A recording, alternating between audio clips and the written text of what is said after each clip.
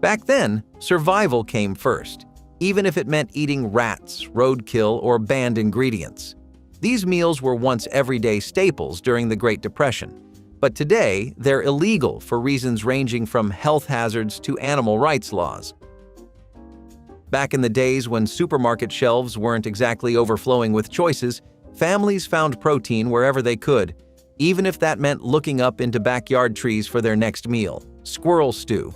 Yes, these fluffy critters, nowadays famous mostly for raiding bird feeders, were often simmered slowly with root vegetables, onions, and herbs until tender. Considered lean, flavorful, and surprisingly nutritious, squirrels were not only abundant but a staple meat source when grocery money was scarce during the Depression. Interestingly, cookbooks from the era recommended soaking squirrel meat overnight in salt water or vinegar to reduce its distinctive gamey taste, resulting in something remarkably close to chicken, though Grandma probably never admitted it wasn't chicken when company came by.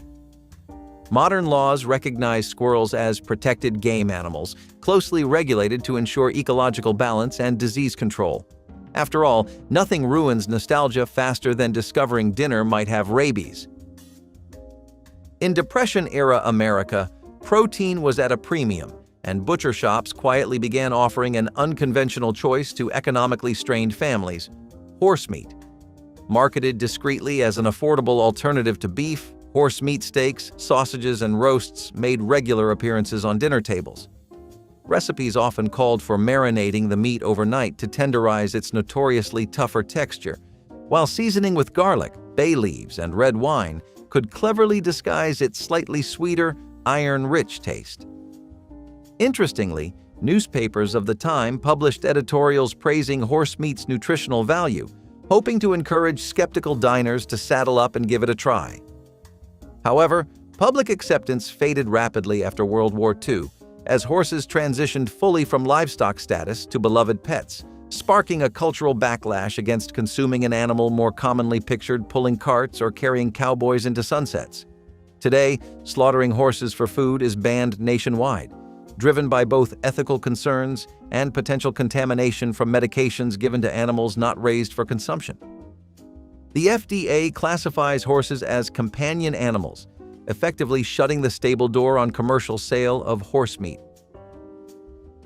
In tough economic times, resourcefulness often triumphed over squeamishness, and few dishes captured this gritty ingenuity better than the infamous roadkill stew. During the Great Depression, families faced with empty pantries saw opportunity in freshly struck animals: deer, rabbits, raccoons, lying roadside, turning these unfortunate encounters into nourishing meals. After inspection, mostly visual, food safety rules were looser back then, the carcasses were quickly skinned, cleaned, and tossed into pots bubbling with potatoes, onions, carrots, and herbs. Cookbooks from the 1930s humorously cautioned cooks to select only recently deceased creatures, advising that tire tracks were a less-than-ideal seasoning. Surprisingly, this improvised delicacy wasn't just rural folklore. City folks, too, adopted roadkill recipes as an economical alternative to expensive butcher shop meat. Today, however, collecting roadside meals has moved from economical practicality to legal controversy.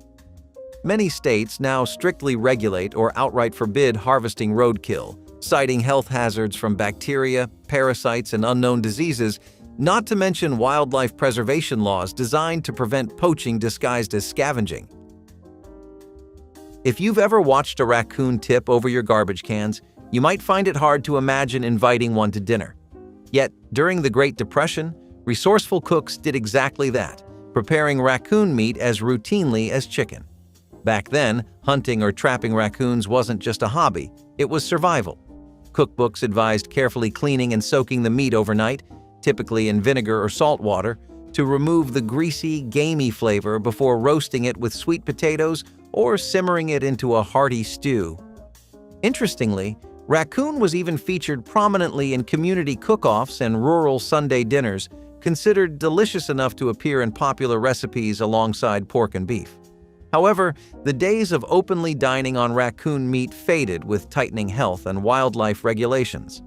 Today, consuming raccoons is strongly discouraged or explicitly illegal in many states due to serious concerns about rabies and parasites. Wildlife agencies emphasize that raccoons, those nocturnal bandits once invited to dinner, carry diseases that cooking doesn't always eliminate. When food budgets shrank dramatically in Depression-era America, backyard creatures found themselves promoted from pests to pot roast. Among these unlikely dinner guests was the humble opossum, famously cooked into dishes such as opossum pot roast. Preparation involved meticulous attention, first soaking the meat overnight in salted water, then carefully removing excess fat before slowly roasting alongside sweet potatoes, onions, carrots, and apples.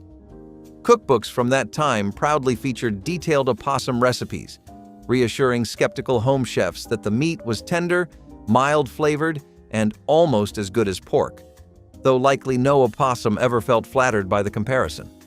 Historically significant in southern states, the opossum was even humorously honored at community possum suppers, where neighbors gathered, possibly wondering if dinner had recently visited their own porch. However, modern dining etiquette and strict wildlife regulations have largely removed opossum from American menus. Health officials today strongly advise against eating opossums due to risks of diseases like leptospirosis and parasites unaffected by standard cooking temperatures. Many states now regulate or ban trapping and consumption of these marsupials altogether, highlighting safety concerns over nostalgia. When desperation tightened its grip in the Great Depression, even the backyard robins and sparrows became fair game. Commonly known as songbirds, these feathered neighbors found themselves starring unwillingly in Depression-era dishes. Families employed homemade snares, nets, and carefully aimed slingshots to secure their tiny meals. Once captured, the birds, typically robins, sparrows, or blackbirds, were plucked, gutted, and roasted whole over open fires or baked with potatoes and onions into miniature pies. Interestingly, a 1930s household recipe even recommended skewering songbirds, seasoning lightly, and cooking rapidly, likely the original, less glamorous predecessor to today's fancy hors d'oeuvres. But this culinary trend, born purely of necessity rather than preference, soon faced heavy legal scrutiny. The Migratory Bird Treaty Act, established earlier but strictly enforced post-Depression, outlawed hunting, capturing, or consuming migratory songbirds to prevent their declining populations.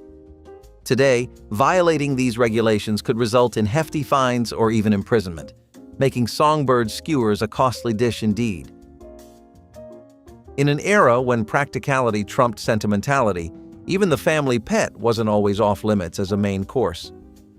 Pet rabbits for meat became common during the Great Depression, as families raised them not just for fluffy companionship, but also as a convenient dinner solution. Surprisingly tender and mild-tasting, rabbit meat was commonly fried, stewed, or baked into pies after soaking overnight in buttermilk or vinegar to reduce gamminess, because nothing ruins a Depression-era Sunday dinner quite like unwanted backyard flavor. Raising rabbits was uniquely economical, as these fluffy companions conveniently doubled as livestock, feeding on grass and garden scraps and multiplying at legendary speeds. There's a reason we still joke about rabbits' reproductive enthusiasm today. However, attitudes toward rabbits changed dramatically in post-war America. As people increasingly viewed these long-eared animals strictly as cuddly household companions rather than dinner options, cultural taboos strengthened significantly. Modern urban zoning regulations often explicitly forbid slaughtering animals considered pets, making it not just socially questionable but legally risky to prepare rabbit dinners at home in populated areas. Preserving meat was crucial when refrigeration wasn't an option, so Depression-era families turned to unpasteurized home-canned meats, a kitchen practice that involved cooking meat cuts, placing them in reused glass jars, then sealing tightly with wax or rudimentary lids. Housewives proudly displayed pantry shelves stocked with jars filled with pork, beef, or chicken simmered simply in their own juices, offering a reliable meal source during the harshest months. Although economical, this preservation method was essentially playing culinary roulette. Without pressure cookers, botulism thrived unseen, sometimes delivering more than families bargained for at dinner. After all, homemade pickles were tasty, paralysis not so much. In fact, botulism outbreaks from improperly canned meats contributed significantly to the establishment of strict federal regulations mandating pressure canning and pasteurization to safeguard consumers. By mid-century, labels, expiration dates, and government oversight replaced wax seals and guesswork, legally forbidding unpasteurized home-canned meats from commercial sale and strongly discouraging them domestically. Before neatly packaged pork chops arrived wrapped in cellophane at supermarkets, families in Depression-era America took matters and meat cleavers into their own hands. Home-slaughtered pigs without inspection weren't just rural tradition, they were economic necessity, a direct route from the backyard pig pen to dinner plates nationwide. Neighbors often gathered together, turning butchering day into a social event, perhaps the original farm-to-table movement, minus the trendy menus. Pork cuts were carefully salted, smoked, cured, or canned in cellars without official oversight, and sausages stuffed by hand provided protein all winter. Interestingly, nearly every part found a use, including rendering fat for lard or transforming scraps into sausage, a testament to Depression-era thriftiness. Yet these home-slaughtered practices carried hidden dangers. Unsupervised slaughter led to contamination risks, including trichinosis outbreaks and food poisoning incidents that pushed authorities toward regulation. Today, selling home-slaughtered pork without USDA inspection isn't just risky. It's illegal nationwide, intended to protect public health and ensure humane animal treatment standards. In the humid summers of the South and Midwest during the Depression, resourceful cooks dipped ladles into bubbling pots filled with a delicacy now hidden behind a shield of wildlife protections: wild turtle soup made from snapping turtles. Highly regarded for its supposed medicinal properties, this dish combined turtle meat with vegetables and spices in a slow-cooked broth, sometimes enriched with sherry, giving it a sophisticated flair despite its humble swamp origins. Catching snapping turtles required skill and caution. These prehistoric-looking creatures packed jaws powerful enough to snap broom handles, making dinner prep almost as dangerous as it was economical. Cookbooks of the era suggested that turtle meat contained 7 distinct flavors, though skeptical diners joked it tasted mostly like swamp chicken. Overhunting and declining populations eventually forced state governments to step in, enacting strict laws and bans protecting snapping turtles from commercial harvest. Today, turtle trapping is highly regulated or illegal altogether in several states, particularly where species are considered endangered or threatened.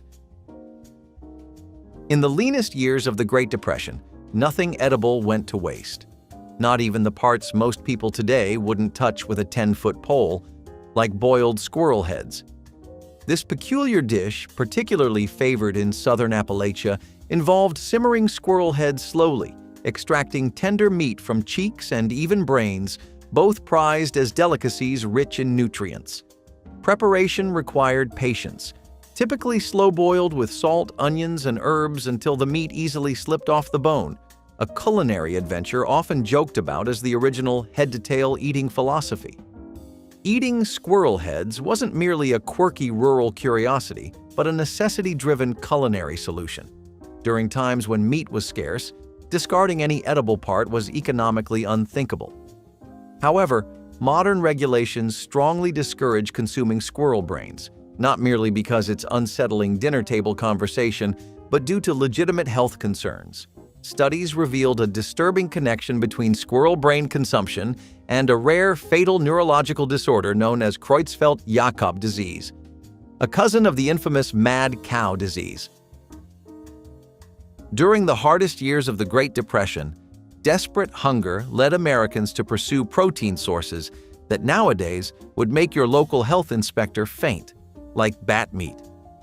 Although bats weren't common dinner fare, isolated accounts from this challenging era document people trapping and roasting these nocturnal creatures, usually out of sheer necessity rather than culinary curiosity.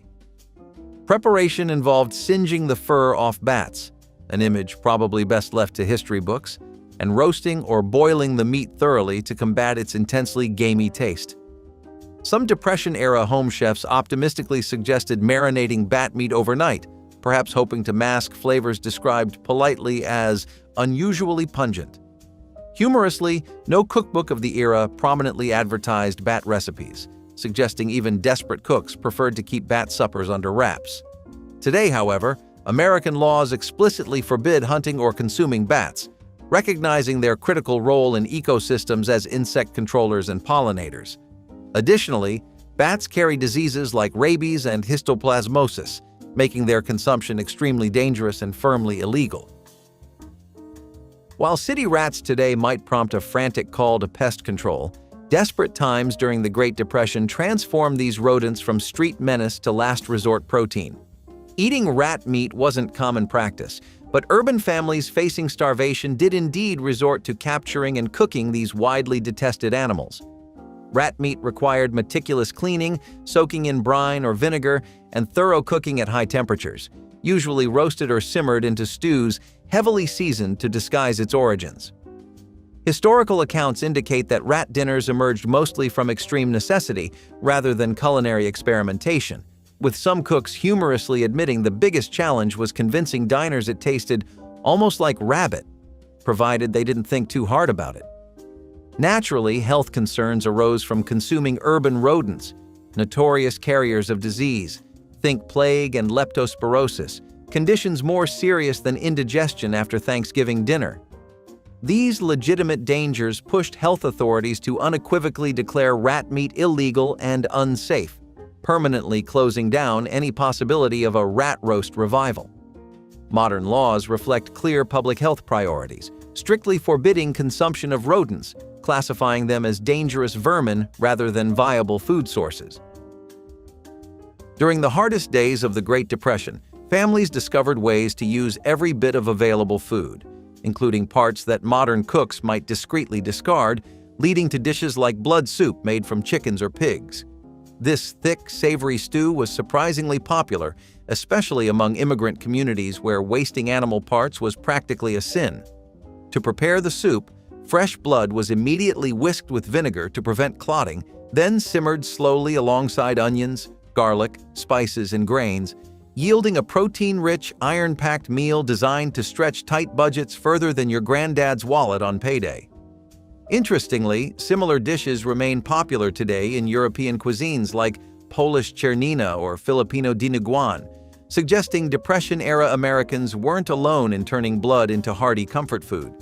But as food safety awareness grew, authorities tightened regulations on dishes using animal blood, citing serious risks of pathogens like Salmonella or E. coli if improperly handled. Today, restaurants or commercial kitchens serving blood-based recipes require strict health inspections and special handling permits, meaning grandma's favorite soup might now invite an unwanted visit from the health inspector. In cities struggling through the Great Depression, hungry families frequently turned to their local waterways for sustenance, pulling dinners straight from rivers that today would make even industrial chemists hesitate. Eating fish from polluted rivers wasn't exactly gourmet dining, but it was survival cooking at its most pragmatic. Catfish, carp, and perch were typically breaded, fried, or baked with onions and potatoes to mask muddy flavors, a method that probably made diners thankful the river's taste didn't seep through too strongly. Even back then, though, residents jokingly admitted their fish dinners had a hint of motor oil, hardly a selling point, but better than going hungry. Public health warnings of the era were minimal. Pollutants like mercury, PCBs, and industrial chemicals weren't widely understood yet, leaving fishermen blissfully unaware of their toxic supper. Eventually, environmental awareness and science caught up to common sense. By the 1970s, federal laws like the Clean Water Act drastically limited fishing in contaminated waters, explicitly labeling certain rivers off-limits due to severe health risks linked to cancer and neurological disorders.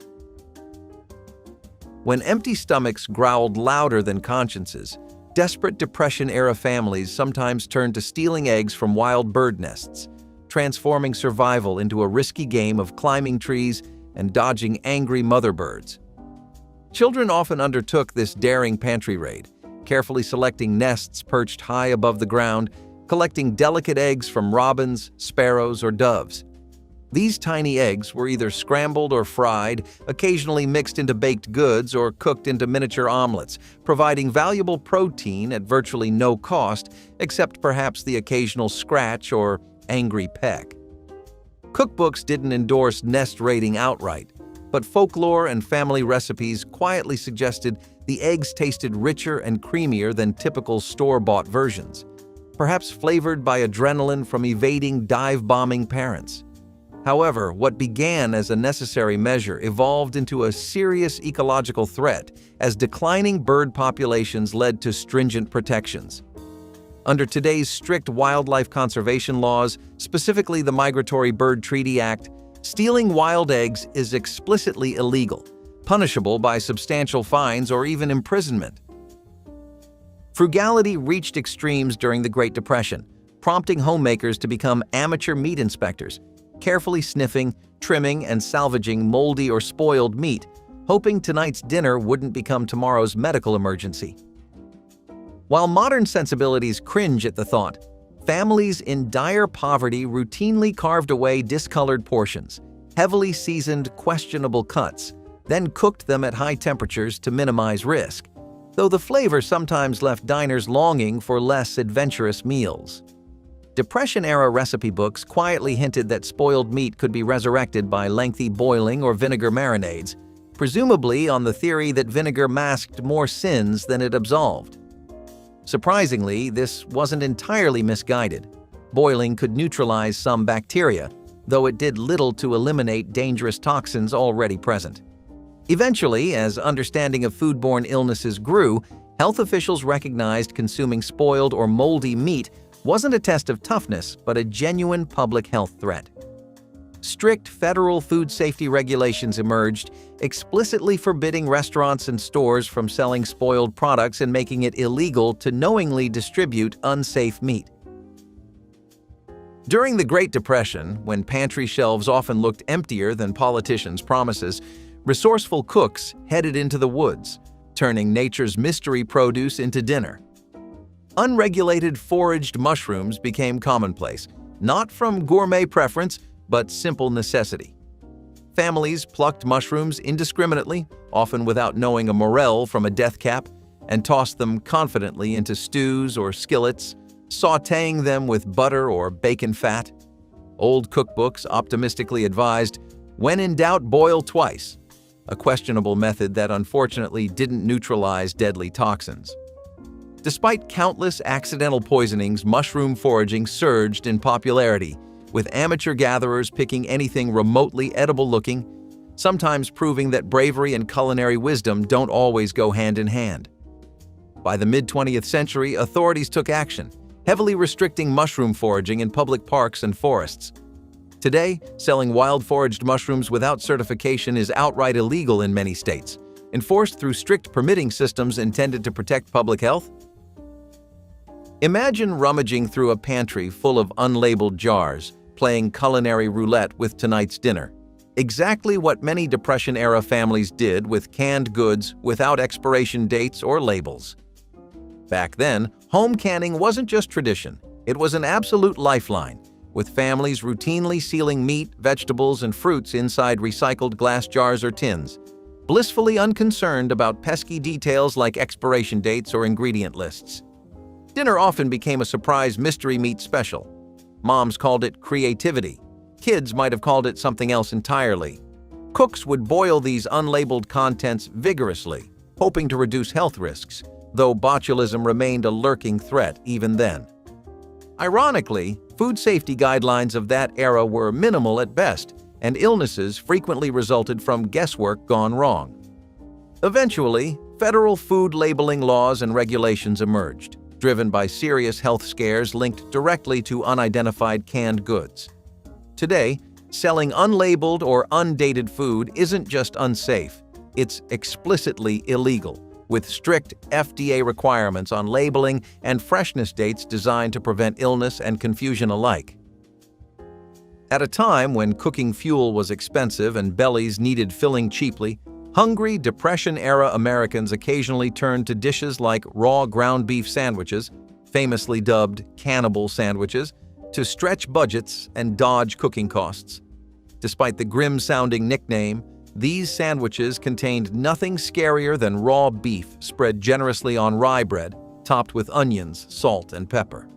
Surprisingly popular among German and Polish immigrant communities, this dish was proudly served at family gatherings and neighborhood potlucks, accompanied perhaps by hushed whispers questioning the wisdom of skipping the grill altogether. Yet, while Depression-era diners praised the dish's taste and simplicity, modern health officials aren't nearly as enthusiastic about uncooked hamburger.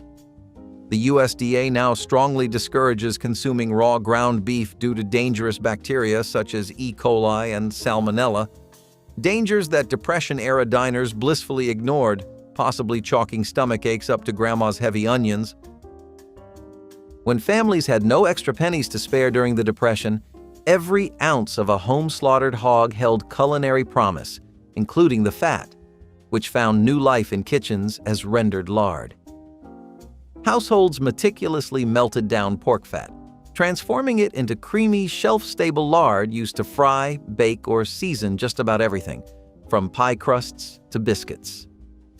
Back then, lard wasn't viewed suspiciously as it is today.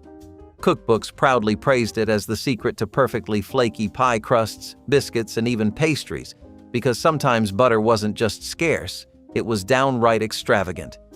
Ironically, modern chefs have recently rediscovered lard's benefits in baking, calling it the forgotten fat, but Depression-era cooks never forgot it to begin with. However, rendering lard at home today isn't just frowned upon due to possible kitchen fires or strong odors. It's strongly discouraged or regulated due to contamination concerns. Home-slaughtered pork fat, without USDA inspection, poses serious risks like trichinosis or bacterial contamination. Strict food safety regulations now mandate that commercial lard production adhere to inspection standards, ensuring safety and sanitation. Long before Irish coffee graced brunch menus, Depression-era Americans navigated the dry years of Prohibition by quietly spiking their mugs with homemade liquor, blending two beloved national pastimes into one rebellious concoction: coffee mixed with alcohol. This clandestine cocktail wasn't exactly advertised in Ladies' Home Journal, yet it became a common workaround, disguising illicit moonshine or bootleg whiskey in plain sight during breakfast, proving caffeine was useful for more than just waking up. Preparation was straightforward, though rarely discussed openly. Strong coffee masked the questionable taste of illegal moonshine or bathtub gin, resulting in an eye-opening beverage that delivered both caffeine jitters and an illegal buzz. Newspapers occasionally joked that Prohibition turned average coffee drinkers into accidental outlaws, sipping discreetly to avoid suspicious neighbors or nosy officers. While Prohibition officially ended in 1933, mixing alcohol and coffee never disappeared entirely. It just became legally and socially acceptable again, minus the secrecy. Interestingly, modern laws now regulate alcoholic caffeine mixtures strictly due to legitimate health concerns. Excessive caffeine masks alcohol's intoxicating effects, increasing risky behaviors and health dangers. When Depression-era parents faced exhausted patients and empty pantries, unconventional parenting methods occasionally emerged, including feeding children coffee or liquor to help them sleep. Surprisingly common at the time, this alarming practice stemmed not from malicious intent, but desperate necessity. Families believed small doses of alcohol or diluted coffee soothed hungry or restless children. Typically, mothers mixed coffee heavily diluted with milk, sugar, or even a splash of whiskey to calm crying infants and restless toddlers. Pediatricians of the era often overlooked or humorously downplayed the potential harm, advising anxious parents that a teaspoon of whiskey was just good old-fashioned medicine, not realizing these nightcaps might actually stunt growth or harm young developing brains. Eventually, society and science caught up with common sense, leading lawmakers and child welfare agencies to explicitly classify giving children alcohol as illegal child abuse. Today, state laws universally forbid giving alcohol or caffeine to infants and toddlers, recognizing clear dangers ranging from sleep disturbances to severe developmental damage.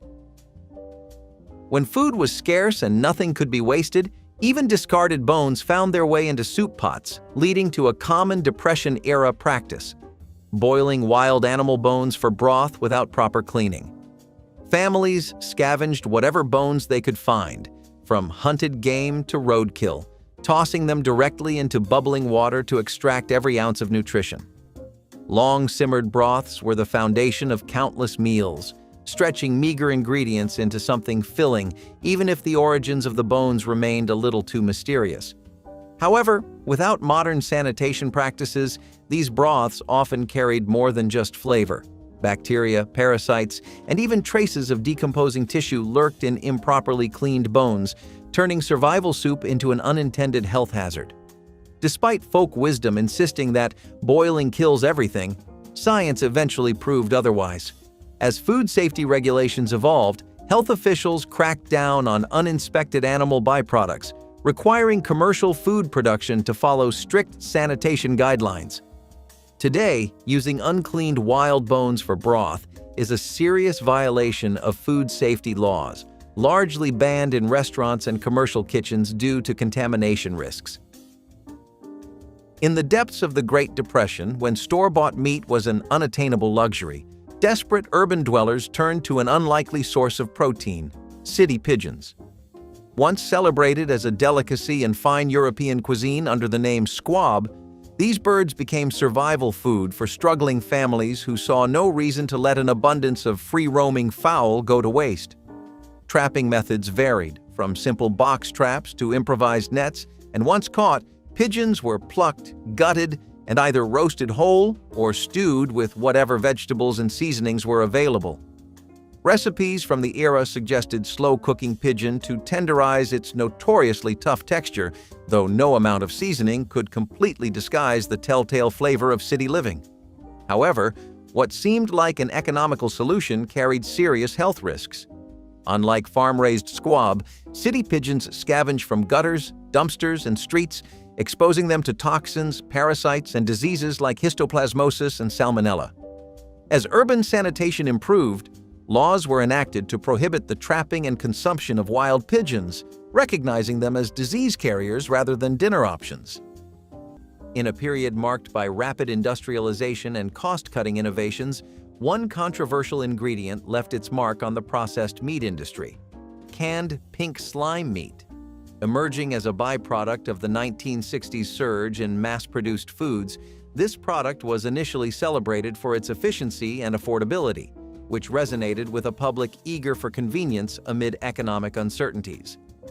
At a time when regulatory oversight was still developing, its inclusion in everyday meals proceeded with minimal scrutiny, a situation that would later prompt significant policy revisions.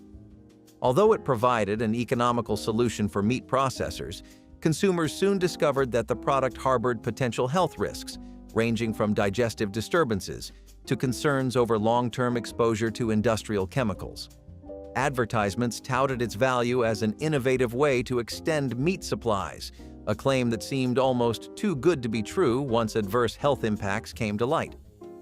As the scientific community began to unravel the full implications of ingesting such additives, regulatory agencies tightened standards and its usage was eventually curtailed in many applications. The saga of lawn darts, or jarts, as they were colloquially known, is a somber chapter in toy history. Introduced in the 1960s, these metal-tipped darts, intended for outdoor play, soon revealed a darker side. After causing numerous injuries and tragically fatalities, lawn darts were banned in 1988 in the United States. This ban served as a watershed moment in toy safety, illustrating the critical need for oversight and regulation in children's playthings. The story of lawn darts remains a powerful reminder of the responsibilities manufacturers and regulators bear in ensuring the well-being of young enthusiasts. Ortolans suffered the worst of animal cruelty in a way that really makes you realize no dish is ever worth that kind of torture to another being. Ortolans themselves are these very small songbirds that get imported from France, and they really are about the size of an average thumb. Ortolans were prized for their flavor more than anything else, and eating them was considered to be a pastime of royals reserved exclusively for them. The way it would be prepared was sick, with the tiny things first being blinded to be overfed and then being thrown in brandy before they got marinated live. That's enough to make us lose our appetite for sure, and luckily it was banned in 1999 due to animal abuse. By the 1960s, soda had become more than just a refreshing treat. It was a cultural icon. With its bold flavors, flashy advertisements, and promises of instant energy, it was a staple of American life. But some brands took that last promise a little too far. High-caffeine soda wasn't just about a quick pick-me-up. Some of these carbonated concoctions packed as much caffeine as several cups of coffee in a single bottle. At a time when regulations were still catching up to the booming food and beverage industry, caffeine content wasn't something most consumers thought to question. For those needing an extra boost, whether for a long shift, a late-night study session, or just to keep up with the fast pace of modern life, these sodas were a tempting choice. But what went down easy didn't always sit well.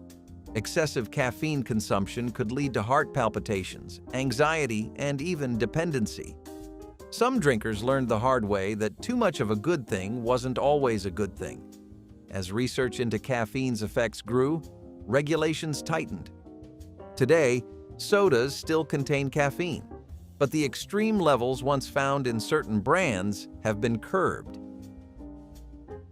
Polly Pocket, a beloved toy line that captivated children with its miniature dolls and accessories, faced a significant challenge in 2007. The quick-click versions of these toys, designed for easy outfit changes with magnetic accessories, soon revealed a critical flaw. The magnets, prone to detaching during play, posed serious ingestion risks, leading to surgeries and heightened safety concerns. This incident highlighted the unforeseen dangers of magnetic toys and prompted a recall, underscoring the importance of rigorous product testing and design evaluation. The Polly Pocket recall serves as a crucial reminder in the toy industry to prioritize the safety of even the smallest components, ensuring that children's play remains safe and enjoyable. In the mid-20th century, sweetness wasn't just a preference, it was a selling point. Few products embodied this better than sweetened condensed milk with excessive sugar. A staple in many households, this thick, syrupy dairy product was beloved for its versatility, affordability, and long shelf life. It made its way into pies, coffee, and even baby formula. But for all its convenience, there was one problem. Some brands packed in so much sugar that it was closer to candy than milk. During the 1960s, food manufacturers weren't required to disclose sugar content as rigorously as they are today. Without standardized labeling, some versions contained sugar levels far beyond what would now be considered safe for daily consumption. The excess wasn't just about taste, it was a cheap preservative, extending the product's shelf life and making it more appealing to budget-conscious shoppers. But as studies linked high sugar intake to obesity, diabetes, and heart disease, health experts began sounding the alarm. By the late 20th century, regulations introduced stricter labeling requirements, and sugar content in condensed milk was brought under control. The very last item on our list is candy cigarettes, which you should not mix up with candy-flavored cigarettes. These were actual candies that were shaped like cigarettes and made out of sugar, chocolate, and bubble gum wrapped in edible paper. They had powdered sugar lacing the wrapper too, which made it possible for the user to puff a cloud out, but instead of smoke, it would be sugar. The entire product was meant to imitate the experience of a smoke and hopefully work as a crutch to help people quit, but it only had the opposite effect. Many critics thought it was making children numb to cigarettes, increasing their curiosity in the substance, and causing those who already have smokers in the home to be more likely to try it. There was a lot of controversy surrounding these candies, and it did not help that they were marketed so similar to cigarette brands. All in all, not a good look for a product aimed at kids. Eventually, they were banned as part of the efforts to eradicate smoking.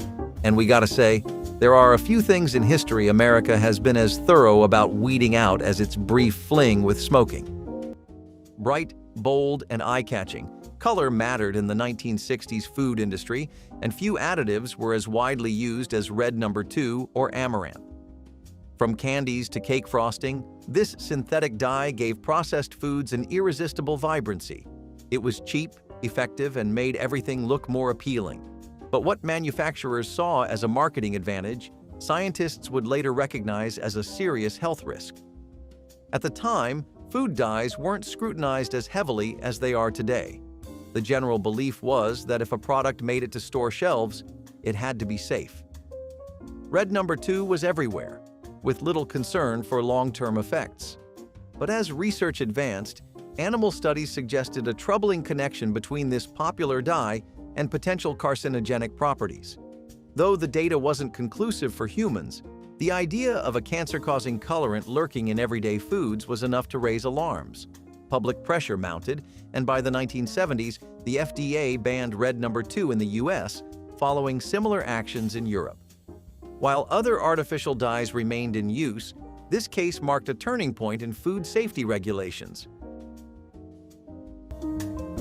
Trans fats were unfortunately not just prevalent in margarine production, but many other foods like fried roll pulls as well, which meant that culling the problem all across the American nation may be more challenging than the government initially thought.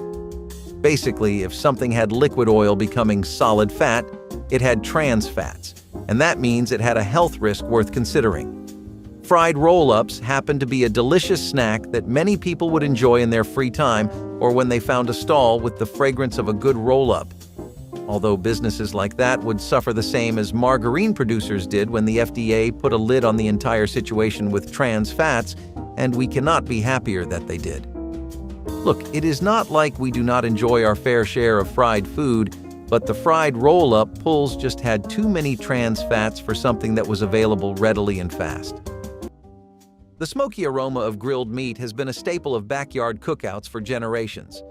But in the 1960s, few people realized that along with the rich, charred flavor came an unwanted ingredient: benzopyrene. This carcinogenic compound, produced when fat drips onto an open flame, was an unavoidable byproduct of grilling. At the time, the science behind food safety was still catching up, and the risks of long-term exposure weren't widely understood. People focused on the taste, not the chemistry. Grilled meats were everywhere, from summer barbecues to fast food chains expanding their menus. That irresistible crust created through high-heat cooking was part of the appeal. But scientists later discovered that benzopyrene, a type of polycyclic aromatic hydrocarbon, could bind to DNA and increase the risk of cancer. The more charred the meat, the higher the concentration. Yet in the mid-century dining landscape, warnings about grilling techniques weren't exactly at the forefront of public health discussions. Regulations have since evolved, with agencies like the FDA and WHO advising moderation when it comes to heavily charred foods. While grilling remains a beloved cooking method, the way we approach it has changed. The Little Lady Stove, a reflection of the 1950s fascination with miniature, functional household items for children, was essentially a scaled-down version of a real stove. It allowed children to cook and bake using actual heat, bringing a sense of realism to playtime. Despite its popularity, the inherent dangers of children using a device that reached high temperatures led to concerns over burns and accidents. The discontinuation of the Little Lady Stove due to safety risks and the shift in societal attitudes towards more cautious children's play highlights the evolving understanding of safety in toys. It underscores the importance of creating child-friendly toys that inspire imaginative play without exposing young users to unnecessary risks. One would assume that even more obvious than raw milk are the negative consequences of smoking. But just like how vaping today is marketed as a less dangerous alternative to tobacco and nicotine, Clove cigarettes were meant to be a healthier option to go for if you wanted to smoke. The thing is, whether you get your nicotine from a machine with a coil or cigarettes made from dried cloves, also known as Kretex, the danger is still the same. Actually, in this case, it was probably worse since studies proved that clove cigarettes contain more tar, nicotine, and carbon monoxide than traditional cigarettes. Every single Kretex was the equivalent of maybe 2 cigarettes in a sense, and that definitely does not scream healthier alternative to us. It is a good thing America ran an intensive anti-smoking campaign and conducted many prominent studies, because if the side effects were still unknown up till now, like they were in the 70s, we would be having even worse variations, which hopefully can make you understand why those anti-smoking ads were so rigorous. It became a serious problem for America eventually. Preserving food has always been a challenge, but some solutions turned out to be worse than the problem itself. In the 1960s, some manufacturers used formaldehyde, yes, the same chemical used to embalm corpses, as a preservative in food packaging and even certain processed meats. The reasoning was simple. Formaldehyde could prevent spoilage and extend shelf life, making products more durable for transportation and storage. Unfortunately, what was good for logistics wasn't exactly good for human health. At the time, food safety regulations were still evolving. The long-term effects of exposure to certain chemicals weren't fully understood, and manufacturers often took advantage of the regulatory gaps. Formaldehyde wasn't just a byproduct. It was deliberately applied to some food products, keeping meats from spoiling and even preventing mold growth in baked goods. The catch? It's a known carcinogen and toxic in even small doses. Though its risks were largely unknown to the public, scientists began raising alarms about its potential to cause respiratory issues, digestive distress, and even cancer. By the late 1970s, stricter regulations forced food manufacturers to abandon its use. Moon Shoes mini trampolines for your feet promised a gravity-defying experience that tantalized children with dreams of bouncing higher than ever before. Originally introduced in the 1970s, they were discontinued due to safety concerns, but later reimagined with improvements. This evolution of Moon Shoes illustrates the toy industry's capacity for reinvention, addressing safety concerns without stifling the spirit of innovation. It demonstrates a commitment to enhancing play through technology while prioritizing the well-being of its young users, embodying the delicate balance between fostering imaginative play and ensuring safety in an ever-evolving landscape of childhood entertainment. Haggis is a pudding that is made from some pretty different ingredients than your usual cinnamon apple concoction that your grandmother whips up. This one has sheep hearts, liver as well as sheep lung, mixed together with spices, onions, and oatmeal of all things. A weirder combination for a pudding may not be discovered, at least by us, for a long while. But apparently this dish was very popular. How it fits into the definition of a pudding is a bit beyond us, as it sounds more like a porridge, but whatever it was, people finished bowls of the stuff. Sheep meat has a risk of carrying a disease called scrapie though, and that is why the FDA banned any kind of sheep lung products in America, as that had the highest risk. Lungs of most animals are probably not safe to eat. Just a guess. By the 1960s, coffee wasn't just a beverage, it was a way of life. Americans were drinking it by the gallon, fueling workdays, social gatherings, and late-night study sessions. But what most people didn't know was that some brands were using unregulated chemicals in coffee to speed up roasting and enhance flavor. Efficiency was the goal, and if a few extra compounds made the process faster, all the better. At least that was the thinking at the time. Roasting coffee is an art, but it's also a time-consuming process. To cut costs and maximize production, some manufacturers turned to chemical accelerants. These additives helped beans roast quicker and gave them a consistent, rich color. The problem? Some of these chemicals weren't exactly meant for human consumption. Without strict oversight, certain compounds made it into the final product, leaving consumers unknowingly sipping on substances that hadn't been tested for long-term safety. As scientific studies advanced, concerns over these chemicals grew. Some were linked to respiratory issues, while others raised red flags for potential toxicity. By the late 20th century, regulators stepped in, banning unsafe additives and enforcing stricter guidelines on coffee production. The slip and slide, another Wham-O classic, epitomizes summer fun with its straightforward yet exhilarating concept. This water-lubricated slide offers an adrenaline rush as users glide across the lawn. Yet, it's accompanied by a cautionary note, especially for adult users, due to recalls linked to severe spinal and neck injuries. This situation illuminates the complexities of toy design, stressing the necessity for age-appropriate products and explicit usage guidelines. Despite these challenges, the slip and slide remains a beloved fixture of summer, symbolizing the toy industry's dedication to merging enjoyment with safety, ensuring playtime is both thrilling and secure for every age. So, let's take a look at milk. This should not be too bad, right? It is one of the first things humans ever took from the planet, and one of the things we have been consuming since forever. Unfortunately, unpasteurized milk can be pretty risky, and this was a surprise to most people. Naturally, too, because nobody really associates health concerns with milk, but people in the 70s used to drink it raw, which was the problem. This caused enough cases of bacterial contamination that the FDA eventually banned the sale in virtually all states. It is not legal to sell milk in grocery stores if it is raw, and any raw milk purchasing is done strictly on farms now.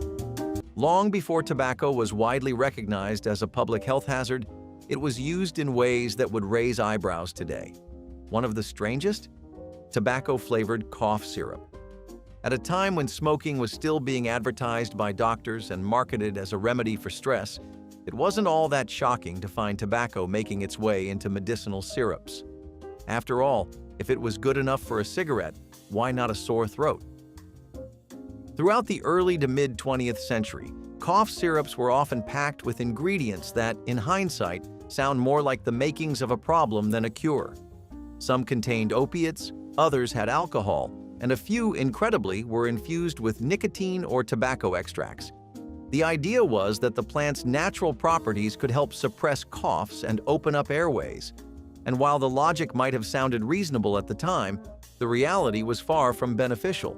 By the 1960s and 70s, the tide had begun to turn against tobacco. Research linked it to lung disease, cancer, and addiction, and regulators cracked down. By the late 20th century, tobacco-flavored medicines had all but disappeared. CSI Fingerprint Examination Kit, based on the popular TV show, offered kids a chance to dive into the world of forensic science, analyzing fingerprints with a dusting powder that alarmingly contained asbestos. Revealed in 2007, this discovery prompted urgent recalls and a re-evaluation of safety standards in toy manufacturing. This incident serves as a critical lesson in the oversight of materials used in children's products, emphasizing the necessity for thorough testing and transparency. The recall of the CSI kit illustrates the paramount importance of safeguarding children's health and well-being, ensuring that educational toys not only enrich minds, but also adhere to the highest safety protocols. Raw milk cheese went through pretty much the same ordeal as milk when it got banned for almost the same charges. Anything should be Googled or at least researched somewhat if you are going to consume it raw, especially things that go through an entire process like cheese. Cheese made from raw milk had much higher chances of food poisoning and stomach issues in the populace, even though it led to the cheese being thicker overall. These small differences, which give businesses a USP, are often not worth dealing with all the pain that might come as a package deal with them. For a little texture and flavor, you may open yourself up to a dozen downsides. For much of the 20th century, pork was a dinnertime staple, served in everything from sausage links to Sunday roasts. But in the 1960s, a hidden danger lurked in every bite: trichinosis-infected pork. Caused by a parasitic roundworm, trichinosis was a serious risk for anyone eating raw or undercooked pork, and back then, proper cooking guidelines weren't always followed as strictly as they are today. The appeal of pork was obvious. It was affordable, versatile, and packed with flavor. But many traditional preparations, such as homemade sausages and rare-cooked pork dishes, created the perfect conditions for infection. Once inside the body, the parasite could cause fever, muscle pain, and in severe cases, organ damage. The issue wasn't fully understood by the general public, and food safety regulations were still catching up. By the 1970s, major reforms in pork processing and stricter USDA inspections dramatically reduced the risk. Freezing pork at regulated temperatures killed the parasite, and public awareness campaigns taught consumers to cook their meat to safer temperatures. Mini hammocks, introduced as the perfect backyard accessory for kids seeking the comfort and adventure of their very own hammock, quickly became a sought-after item. However, their design, lacking spreader bars to keep the hammock open, posed a significant risk. Between 1984 and 1995, the tragic loss of at least 12 children due to strangulation led to the recall of over 3 million units. This sobering episode underscores the critical importance of safety considerations in the design of children's products. It serves as a stark reminder that even the simplest designs must be scrutinized for potential hazards, ensuring the joy of childhood is preserved without compromising safety. In the 70s, the phrase, "let's get some shark fin soup," was not really that out of pocket. A lot of people enjoyed bowls of this at many restaurants across the USA, but local shark populations had to pay the price in a pretty nasty way as they got their fins removed and then were left in the ocean. While they were a tradition in some cultures, their use was not nearly as intense as the businesses constantly asking for more fins. Eventually, the Senate passed the Shark Fins Elimination Act, which thankfully now makes shark fin products illegal. Over the years, the constant efforts by hunters and other people looking to make a quick paycheck have endangered species, and today the number of sharks is at a record low. Speaking of Aqua Dots, a creative toy allowing children to create colorful designs that would bind together when sprayed with water, became a source of concern when ingested beads released a chemical akin to a potent drug. The 2007 recall of Aqua Dots after reports of children falling into comas or becoming violently ill highlighted a significant oversight in product safety and chemical use in toys. This incident underscores the crucial need for stringent chemical safety standards and rigorous testing in toy manufacturing. Aqua Dots' recall is a stark reminder of the responsibility manufacturers bear to ensure that innovative toys are not only engaging and educational, but, above all, safe for their intended young audience. Sassafras trees are deeply cherished cultural items because of their solace in the symbolism of many cultures, as well as the infamous sassafras tea that we keep hearing people raving about. A cup of this in the 70s was all you needed to fix your soul and wipe away the exhaustion of last week. However, the tree and tea itself may not be so healthy.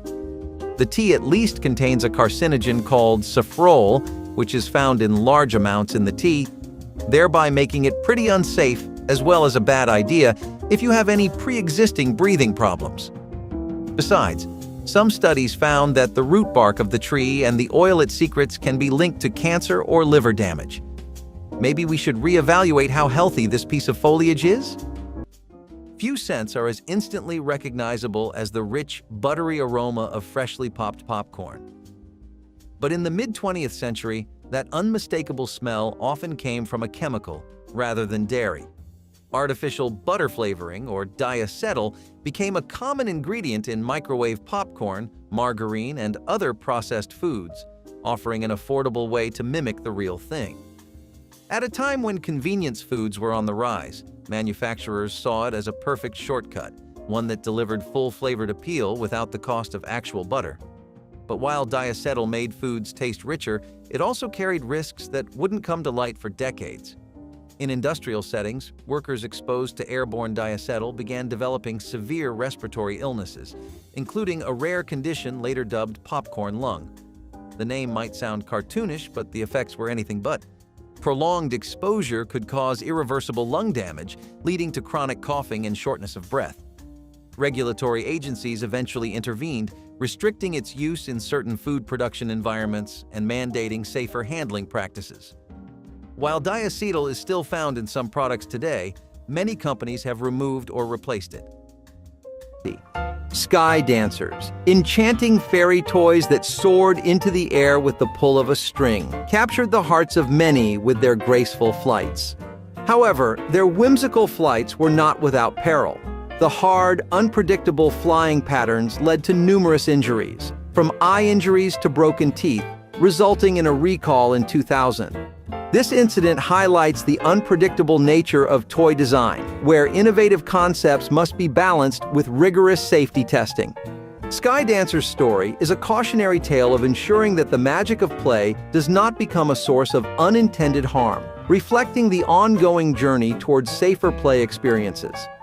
Nobody can go without margarine, the all-time quintessential breakfast food that everyone from everywhere, both in and out of the US, can agree on. One of the more relaxing parts of spreading big dabs of margarine on your toast is knowing that it is not really bad for you, and that should be the case by all means until you add trans fats in. These fats would be put into the spread, and this was an industry-wide practice until it got banned by the FDA as it became linked to heart disease and diabetes. In particularly extreme cases, it puts you at a higher risk for cancer, and that is just too much trouble for butter of all things. Exotic, crunchy, and once considered a delicacy, fried tarantulas had their moment in the 1960s, particularly in regions where food scarcity led to creative solutions. For communities where protein sources were limited, these sizable arachnids provided a readily available alternative. Their crispy texture and mild, slightly nutty flavor made them more palatable than one might expect. But despite their surprising popularity, fried tarantulas eventually found themselves on the wrong side of food safety regulations. The problem wasn't the spiders themselves, but how they were sourced and prepared. Unlike traditional livestock, tarantulas weren't raised under controlled conditions. They were often harvested straight from the wild, bringing the risk of contamination, parasites, and pesticide exposure. Without proper regulation, ensuring their safety for human consumption became a significant challenge. In time, government agencies stepped in, restricting the sale of wild-caught tarantulas for food. Concerns over disease transmission and the lack of standard processing methods led to widespread bans. While some enthusiasts still seek them out in niche markets, they are far from the common snack they once were. If you enjoyed this video, make sure to like and subscribe to the channel, and don't forget to let us know the dish that made you question people's choices in the comments below.